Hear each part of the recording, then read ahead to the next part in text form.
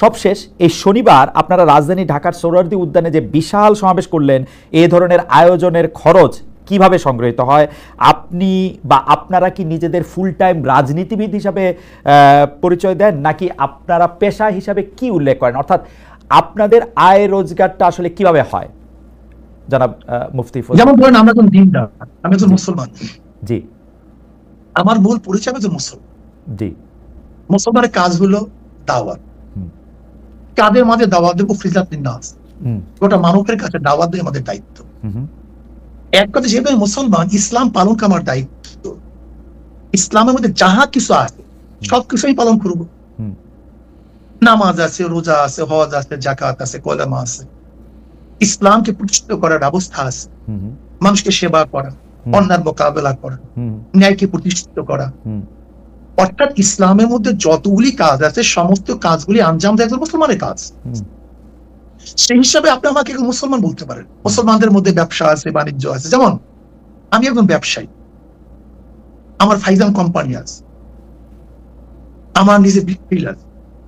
আমি ব্যবসায় কিছু সময় দিই, আমার সময়কে আমি পাঠ করি, ভাগ করে নিই।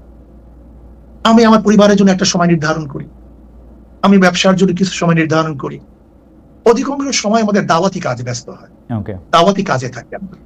সারা বছর আমাদের সারা বছর প্রতিদিন আমাদের সময়সূচি বের হয় যে আজকে কোথায় থাকবো, কালকে কোথায় থাকবো, এমনকি কোন ঘন্টায় কোন সময় থেকে কোন সময় আমরা কোন জায়গায় থাকবো, এটা সবাই আমাদের জানে।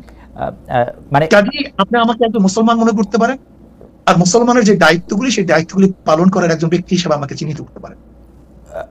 রাজনৈতিক যে দল আপনি আপনারা প্রতিষ্ঠা করেছেন, সেই দল থেকে, সেই দল কি কারো কাছ থেকে চাঁদা নেয়, বা সেই দলের নেওয়া চাঁদা থেকে কি আপনারা কোনো ভাগ পান, বা আপনি কোনো টাকা নেন সেখান থেকে, বা আপনারা কোনো টাকা নেন? এটা তো মারাত্মক প্রশ্ন। দেখেন, আমরা নেই না। আচ্ছা। যেমন এই বছর এই যে সম্মেলন হয়ে গেছে, আমার 1 লক্ষ টাকা দিতে হয়েছে, আমাদের আমিরও 1 লক্ষ টাকা দিতে হয়েছে। নিজের পয়সায় গেছি, নিজের পয়সা আসছে। কিন্তু সম্মেলনে তো অনেকে বলে থাকেন খরচ হয়েছে 50 লক্ষ টাকার মতো। না, 50 লক্ষ, কয়েক কোটি টাকা খরচ হয়েছে। 50 লক্ষ টাকা হবে। আচ্ছা, তো বাকি টাকা? কয়েক কোটি টাকা খরচ হয়েছে। বাকি টাকা সব নিজেরা, প্রত্যেকে। আপনারাও যেমন 1 লাখ টাকা করে দিয়েছেন, তেমন যারা এসেছেন তারাও টাকা দিয়েছেন, তাই তো? প্রত্যেকে টাকা দিয়ে এসছে, আবার নিজেরটা খেয়েছে, নিজের পয়সা চলে গেছে। আচ্ছা, এই চাঁদা এবং ইয়ানত, জি, তা আচ্ছা আপনি বলেন তো, মসজিদে যখন আমরা নামাজে যাই, জি, আমাদের সামনে কি আসে? একটা বাক্স নিয়ে আসে, রাইট। এই ব্যাপারে আজ পর্যন্ত কাউকে সমালোচনা করে শুনছেন? করেছে কেউ সমালোচনা, মানে হয়তো মানে অন্যভাবে আর কি। জি, গির্জায় টাকা দেয় না, চ্যারিটিতে টাকা দেয় না, দেয়। জি, এই গোটা দুনিয়ার চ্যারিটি চলে কিভাবে? তাই চলে না। আমাদের প্রশ্ন, কারণ বাংলাদেশে কেউ কিন্তু এই ব্যাপার শোনেন, আপনি যদি আমার থেকে 10 টাকা দেন, আপনি যদি আমাকে 10 টাকা হাদিয়া দেন, এমনি দেন, আর যদি 10 টাকা আপনার থেকে জোর করে নেই, এই 2 টাকার মধ্যে পার্থক্য আছে। অবশ্যই পার্থক্য আছে। না, পার্থক্য নেই এখানে। দাঁড়া হুজুর, আপনি আমার অজ্ঞতা ক্ষমা করবেন। আমি জোর করা দূরে থাক, জোর করা দূরে থাক, আমি এরকম বহু লোককে জানি যারা পীর সাহেব চরমনাইকে টাকা দেওয়ার জন্য কিভাবে টাকা দিবেন, কোন ভাবে আপনাদের একটু দেখা পাবেন, তার জন্য তারা এক ধরনের অনেক আমি কি বলবো, পাগল শব্দটা আমি বলতে চাই না, অনেক অস্থিরতার মধ্যে তারা থাকেন। সুতরাং আপনারা জোর করে নেবেন সেটা আমি বলি নাই। আমি শুধু জানতে চেয়েছি যে এই ভক্তরা বা যারা আপনাদের অনুসারী তারা যে টাকা দেয়, সেইখান থেকে আপনারা কোনো টাকা নেন কিনা, সে পার্টির প্রধান হিসাবে, একটা ব্যক্তিগত দল, জি, যদি কেউ ব্যক্তিগত হাদিয়া দেয় সেটা আমরা গ্রহণ করি। আচ্ছা, কিন্তু মাদ্রাসা, মসজিদ, সংগঠনের জন্য যে চাঁদা তোলা হয়, সেই টাকার মধ্যে আমাদের মধ্যে আসমান জমিন খরচ, বিশাল ওয়াক। ওকে, মানে যে টাকাটা আপনাদের নামে দেওয়া হয় সেটা আপনারা নেন, যে টাকাটা মসজিদ, নামে কোনো আমাদের বাক্স নেই। আচ্ছা, যে আমাদেরকে হাদিয়া দেয়, আচ্ছা, মোহাব্বত করে দেয়, আচ্ছা, যেমন সন্তান বাবাকে দেয়, ছাত্র উস্তাদকে দেয়, যেটিকে আমরা প্রেজেন্টেশন বলি, তোহফা বলি, হাদিয়া বলি, এই শব্দগুলি ভিন্ন। অনেকে বলেন যে না, আমি এটা পরিষ্কার করছি, অনেকে বলেন যে আপনাদেরকে যে হাদিয়া দেওয়া হয় সেটার কোনো গুণাগুন্তি নাই, সেটা কি একটা বিপুল পরিমাণ টাকা, মানে লাইক আপনারা কি টাকাটা কখনো ডিক্লেয়ার করেন, এই টাকাটা কি ট্যাক্সেবল, মানে আপনারা ঘোষণা করেন কখন আপনাদের আয় হিসাবে? না, আমাদের আয় হিসাবে তো আমাদের ঘোষণা করার কিছু নাই। আচ্ছা, আমাদের আয় ঘোষণা করার তো ব্যাপার না। ওকে। যদি এইটা ঘোষণা করার প্রয়োজন থাকতো তাহলে আমরা ঘোষণা করতাম। আচ্ছা, আমাদের যেরকম আয় আছে সেরকম ব্যয় আছে, ওকে ওকে আমাদের খরচও সেইভাবে আছে। ওকে। এখন আমার প্রশ্ন হলো যে আপনাকে যদি কেউ হাদিয়া দেয় সেটাকে সরকারকে জানাতে হবে কিনা, ধরে নেন অল অফ বা আপনাকে জানাতে হবে কিনা। ওকে, আমি আমি এই ব্যাপারে পরিষ্কার। আমরা এখানে আরেকটা কথা বলি, এই যে চরমোনাই মাহফিল হয়, জি, এই চরমোনাই মাহফিলের সমস্ত খরচ মাহফিলের মাদ্রাসার, সমস্ত আলো মাদ্রাসার, খরচ এখান থেকে আচ্ছা, সব মাদ্রাসা, ওকে। এখান থেকে আমার আমাদের এক পয়সা কানা করি আমরা নেইও না, বরং কোনো সন্দেহ যদি হয় সেটা মাদ্রাসা আমরা দান করি। আচ্ছা, পরের প্রসঙ্গে আসি। 5 আগস্টে পট পরিবর্তনের পরে অনেকেই পরিবারতন্ত্রের বিরুদ্ধে সোচ্চার, কারণ তারা মনে করছেন ফেসিবাদ কায়েমের পেছনে পরিবারতন্ত্রের ভূমিকা রয়েছে। একটি দলে একই ব্যক্তি যাতে দীর্ঘদিন নেতৃত্বে না থাকেন, যিনি প্রধানমন্ত্রী হবেন তিনি যাতে আবার দলীয় প্রধান না হন, সেই বিষয়টি নিয়ে কথা বলছে এনসিপি, এমনকি জামায়াতও। বিএনপিও একরকম স্বীকার করে নিয়েছে 10 বছরের বেশি কেউ প্রধানমন্ত্রী হবে না।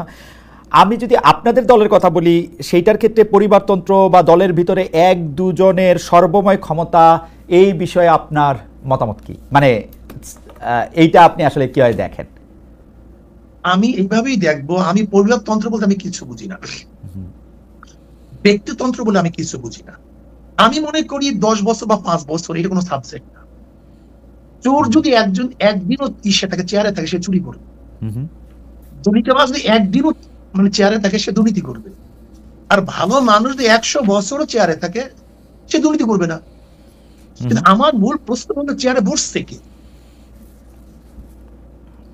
চেয়ারে বসতেছে কে, আমার মূল প্রশ্ন এখানে। কি থাকবে কি থাকবে না আমার দেখারই বিষয় না। কিন্তু যদি চোর 5 বছর থাকে সে চুরি করবে, 10 বছর থাকে চুরি করবে। একটা দেশ লুট করতে কয় বছর লাগে? যদি চোর থাকে 5 বছর যথেষ্ট, 10 বছর আপনি সময় দেবেন কেন? কিন্তু আপনি ব্যক্তির উপর গুরুত্ব দিচ্ছেন, কিন্তু ব্যক্তি তো আসলে আমরা যদি প্রতিষ্ঠান গড়ে না তুলতে পারি, ব্যক্তি তো নিজেও পরিবর্তন হয়, আবার ব্যক্তিরও আয়ু সীমাবদ্ধ, মানে আমরা তো এই পৃথিবীতে কেউই চিরকাল বেঁচে থাকবো না। তো সুতরাং একটা ব্যক্তির উপর নির্ভর করে তো একটা সিস্টেম চলতে কি পারে? আসলে না, পারা উচিত। আবার আমরা এটাও শুনছি মানুষ যখন অনেক সিস্টেম চলে না, আদর্শ চলবে। কিসের নীতির উপর, নীতির কাঠামোর উপর, আচ্ছা নীতিমালার। ইসলাম আপনাকে বাইন্ডিংস দিছে, তুমি কতটুকু করতে পারবে কতটুকু করতে পারবে না। ইসলাম কি বলছে? মশওয়ারা ভিত্তিক কাজ করতে হবে, পরামর্শ ভিত্তিতে কাজ করতে হবে। কিন্তু যদি পরামর্শ ভিত্তিতে আমরা কাজ করি তাহলে কোনো সমস্যা থাকার কিছু না। কিন্তু ডিক্টেটরশিপ যদি আমরা করি, চাপিয়ে দেই, এইটাকে বলা হয় ব্যক্তিতন্ত্র। ইসলাম তন্ত্র হলো সবাইকে নিয়ে কাজ করা, সবাই মশওয়ারা ভিত্তিতে কাজ করা। কিন্তু শায়ক আপনি যখন ইসলামের কথা বলেন, তখন আমরা যারা সাধারণ মানুষ আছি তারা কোথায় একটু চমকায় যায়। কারণ হচ্ছে যে অনেকে আবার আপনার কথাকেও ইসলাম মানতে রাজি না। আমি উদাহরণ দিচ্ছি না, নাম নিচ্ছি না, সেই জন্য আপনি নিশ্চয়ই জানেন। আপনিও অনেকের ইসলামকে আসলে ঠিক সঠিক পথে পরিচালিত সেটা আপনি মানেন না। তো সেই ক্ষেত্রে কোন ইসলাম বা কোন পন্থা বা কোন আদর্শ গাইডলাইন হবে, সেটা কি আসলে আমরা বলতে পারবো? মানে কোরআন সুন্নাহ। আচ্ছা, কিন্তু কোরআন সুন্নাহ তো আমাদের মূল সমস্যা। আমি একটু কথা বলি, জি জি। দেখেন ইসলামের মানদণ্ড শরিয়াত। এই যে শরিয়াতের কথা শুনলে আমরা ভয় পাই। শরিয়াত আপনারা অনেকেই বলেন, আমি দেখছি টকশোর মধ্যে শরিয়া আইন বাস্তব। আপনারা একদিন প্রশ্ন করছেন কাকে যেন, আমি শুনছি দেখছি যে আপনি শরিয়া আইন বাস্তবায়ন করবেন কিনা।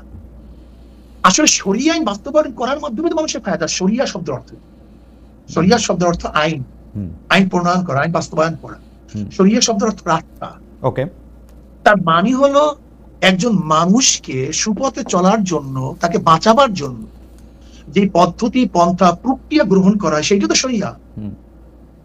শরিয়ার ভিত্তি কি হবে? ভিত্তি হবে কোরআন, সুন্নাহ, ইজমা, কিয়াস। এই 4টি হলো মূল ভিত্তি।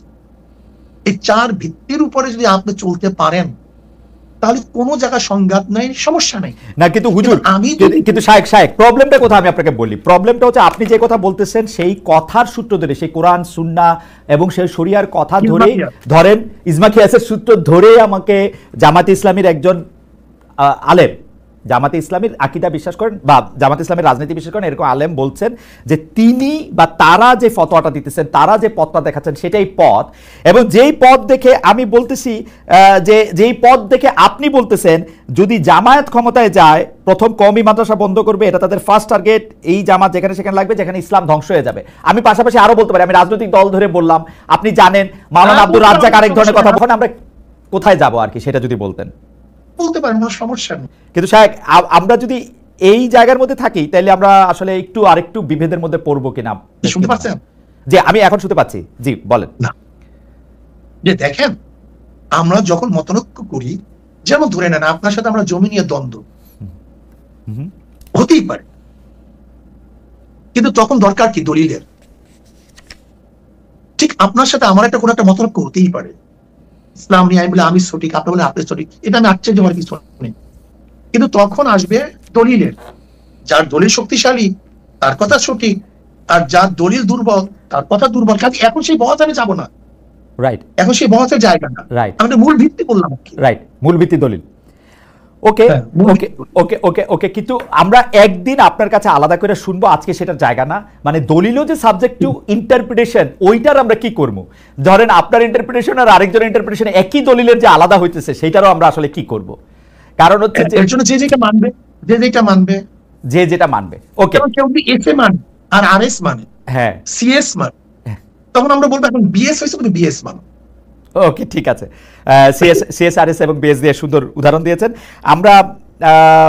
আমরা একটু পরবর্তী প্রসঙ্গে আসি। এনসিপি নেতা জনাব হাসনাত আব্দুল্লাহর আহ্বানে সাড়া দিয়ে আপনারা আওয়ামী লীগ নিষিদ্ধের আমলে মানে আন্দোলনে যমুনা ও শাহবাগে গিয়েছিলেন। সেখানে হাত পাকা হাতে অনেককে আমরা দেখেছি।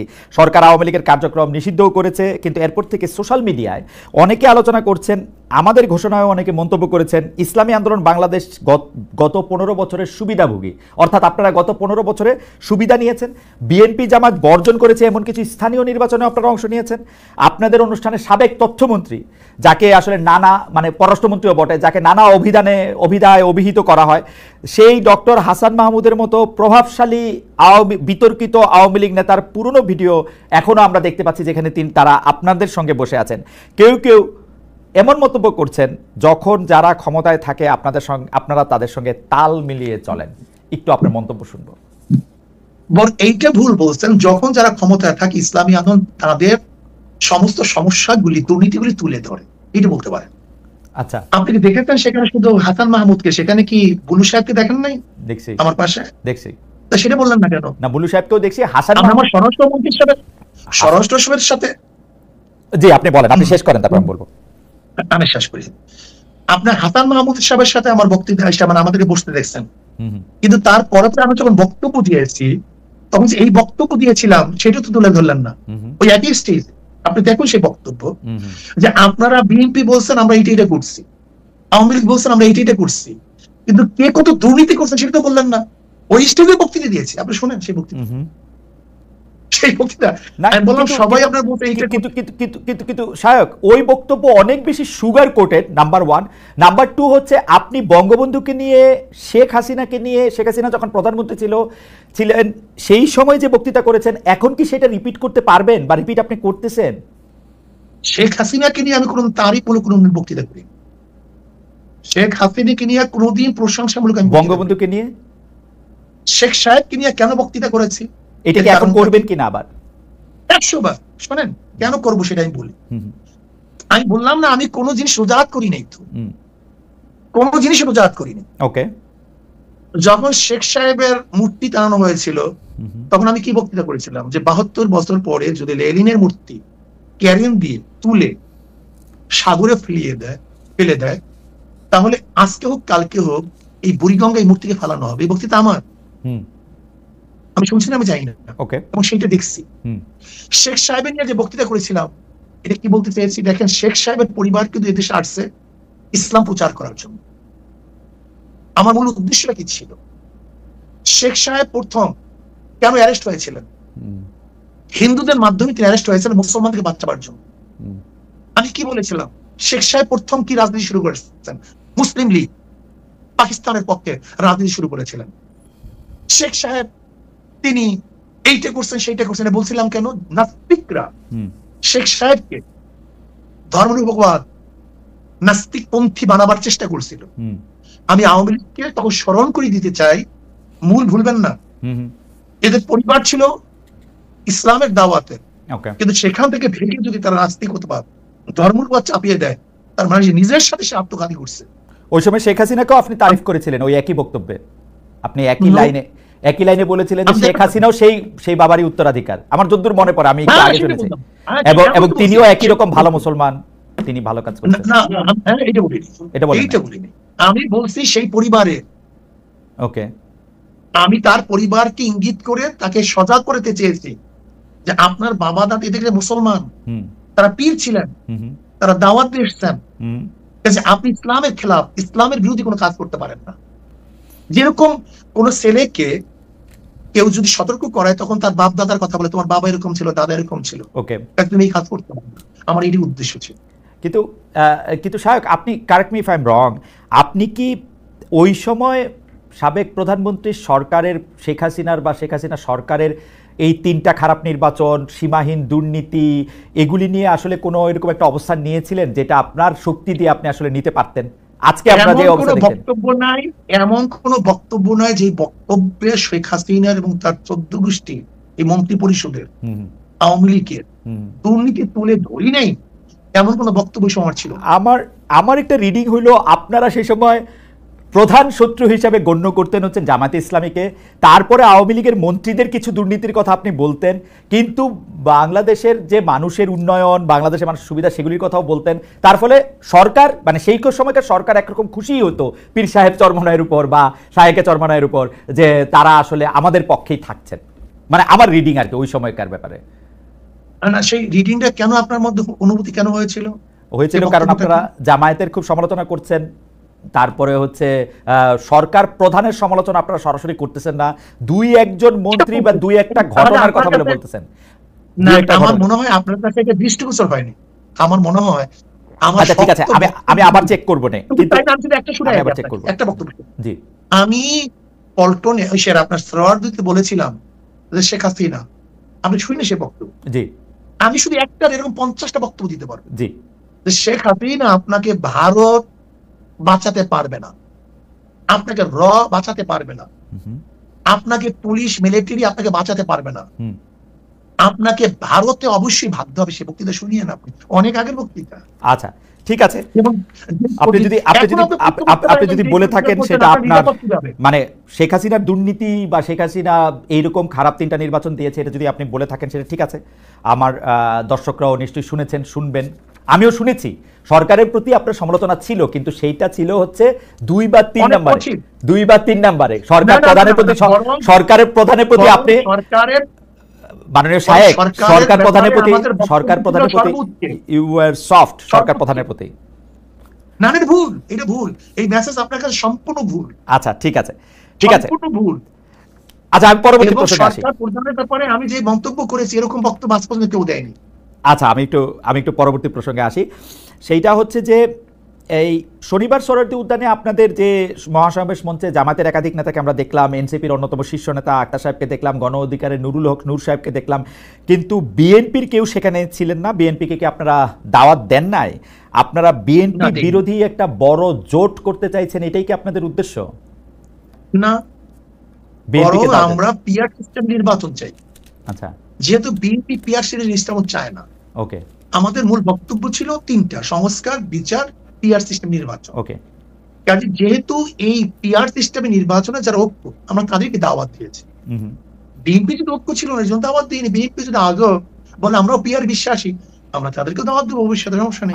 আমাদের দর্শকদের উদ্দেশ্যে আপনারা ভবিষ্যৎ দাওয়াত দেবেন, ঠিক আছে। আমাদের দর্শকদের উদ্দেশ্যে আর আমার বোঝার জন্য একটু, পিআর সিস্টেমে নির্বাচন কি আপনারা এখনকার সংসদে যেটি আছে বা পরবর্তী সংসদ নির্বাচনও তাই চাচ্ছেন, নাকি সেটা শুধু উচ্চ কক্ষের জন্য, আপার হাউসের জন্য পিআর সিস্টেম? আচ্ছা ঠিক আছে, তাহলে এটা একটু বুঝানি।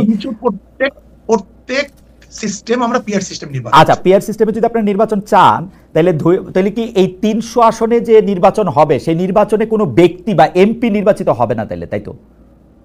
না, তারা দল নিযুক্ত করবে ভালো ভালো লোকগুলিদেরকে। না, ধরেন দল নিযুক্ত করলো, দল নিযুক্ত করে ধরা যাক ইসলামী আন্দোলন 50% ভোট পাইলো, সেই জন্য তারা 150 সিট পাবে। আর বাকি যারা 20%, 30% তারা সেরকম করে কেউ 100 সিট, কেউ 50 সিট, কেউ 30, 20, 10 এরকম করে পাবে। আপনি যে 150 সিটে জিতলেন বা 150 সিটে জিতবেন পিয়ার পদ্ধতিতে, সেইখানে তো আপনি বাছাই করবেন কোন কোন সংসদীয় আসনে আপনার লোক দিবেন, তাই তো? তাই। কিন্তু যদি ধরা যাক আমাদের বরিশাল 1 আসনে আপনিও সেখানে একজন লোককে নিয়োগ দিতে চাচ্ছেন যে 30% পাইছে, উনিও ওইখানেই উনার সিটটা চান, যিনি 10% পাইছে উনিও ওইখানে ওই সিটটা চান, এইটা রিজলভ করা হবে কিভাবে? কোনো সমস্যা নেই, আমরা কম্প্রোমাইজ করে নেব। না না, যার যেখানে প্রয়োজন সেখানে নেব। প্রয়োজন তো মূল বাধাটা আমি এটা ছাড়াই দিই, তাহলে ব্যাপারটা বুঝবেন। জি, আসলে পিয়ার সিস্টেমে নির্বাচনে কোন সিটে কোন প্রার্থী, এইটা বহুত বড় কথা না। পিয়ার সিস্টেম নির্বাচনের সংসদ যারা সদস্য হবেন তাদের মূল দায়িত্ব থাকবে সংসদে কাজ করা, আইন প্রণয়ন করা, আইনকে বাস্তবায়ন করা। তার মানে ধরেন কথার কথা, আর আমাদের যে স্থানীয় যে সরকারগুলি থাকবে সেটাকে এস্টাবলিশ করা। আমরা উন্নয়নের ব্যাপারটা নেব স্থানীয় সরকার থেকে। আর স্থানীয় সরকার কাজ করতেছে কিনা, কোন আইনের পদ্ধতিতে, প্রক্রিয়ায় দেশ ভালো চলবে, জবাবদিহিতামূলক হবে, এদের কাজই থাকবে মূল হলো আইন প্রণয়ন করা, আইন বাস্তবায়ন করা। না, আপনি আমাকে আরেকটু সাহায্য করেন। ধরা যাক পীর সাহেব চরমনাই আর আপনি মিলে ডিসাইড করলেন আমাকে কুমিল্লা 1 আসন থেকে আপনারা এমপি বানাবেন। ধরা যাক একইভাবে জামায়াতের নেতা ডক্টর শফিকুর রহমানও ঠিক করলেন আমাকে কুমিল্লা 2 আসন থেকে এমপি বানাবেন। আমি কিন্তু এলাকায় যাইও নাই, ভোটও করি নাই, কিচ্ছু করি নাই, আমার পক্ষে তো এমপি হয়ে যাওয়া সম্ভব, তাই না? আপনারা যদি 50% ভোট পান, আপনাদের যদি 150 জন সদস্য, এইটা কি ঠিক হবে? আমি কি একটা ভালো জনপ্রতিনিধি হইতে পারবো? নির্ধারণ না করি তাহলে কি হবে? এলাকায় নির্ধারণ করলাম, আপনার এত পার্সেন্টেজ ধরে নেন, একটা বক্তব্য জি ধরে নেন, জি আপনার এত পার্সেন্টেজ ভোট পেয়েছেন, আপনার সংসদে এত প্রার্থী আপনার আছে, হ্যাঁ, এখানে কোন এলাকা এটা তো নির্ধারণ করা জরুরি না। না, জরুরি, কারণ হচ্ছে যে প্রত্যেকটা মানুষের তখন ভোটিং রাইটটা হয় আমাকে দাউদকান্দি বা মুরাদনগর থেকে নির্বাচিত করবে কিনা, আমি ভালো প্রার্থী নাকি এনসিপির উপদেষ্টা মহোদয় আসিফ সাহেব ভালো প্রার্থী নাকি কায়কোবাদ সাহেব ভালো প্রার্থী, ওইটা ওই এলাকার মানুষের right to choose there MP. তাহলে আপনি মার্কা নিলেন কেন?